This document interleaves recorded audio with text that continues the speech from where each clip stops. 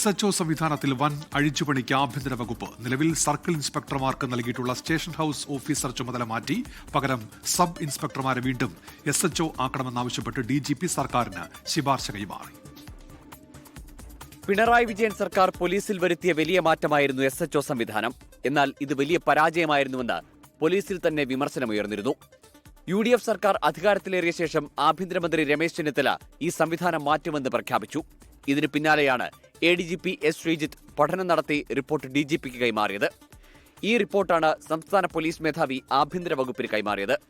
നേരത്തെ ക്രമസമാധാന ചുമതലയും കേസന്വേഷണവും കൂടുതൽ കാര്യക്ഷമമാക്കാൻ വേണ്ടിയാണ് സംസ്ഥാനത്തെ ഒട്ടുമിക്ക സ്റ്റേഷനുകളിലും ഇൻസ്പെക്ടർമാരെ SHOമാരായി നിയമിച്ചിരുന്നത്. എന്നാൽ ഈ സംവിധാനം മാറ്റാനാണ് ഇപ്പോഴത്തെ ശുപാർശ. സംസ്ഥാനത്തെ 421 പോലീസ് സ്റ്റേഷനുകളിൽ ഇൻസ്പെക്ടർമാരെ മാറ്റി സബ് ഇൻസ്പെക്ടർമാർക്ക് SHO ചുമതല നൽകും.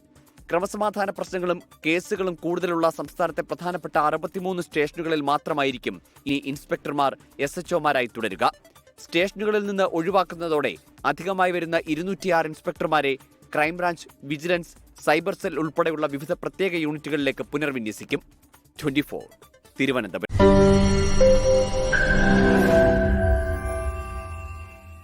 ലോകത്തെവിടെയായാലും ഏത് സമയത്തും 24 വാർത്തകളും ഓഗ്മെന്റഡ് റിയാലിറ്റി പാക്കേജുകളും എക്സ്പ്ലെയിനറുകളും വിശദമായി കാണാൻ ഞങ്ങളുടെ YouTube ചാനൽ നിങ്ങൾക്ക് സബ്സ്ക്രൈബ് ചെയ്യാം.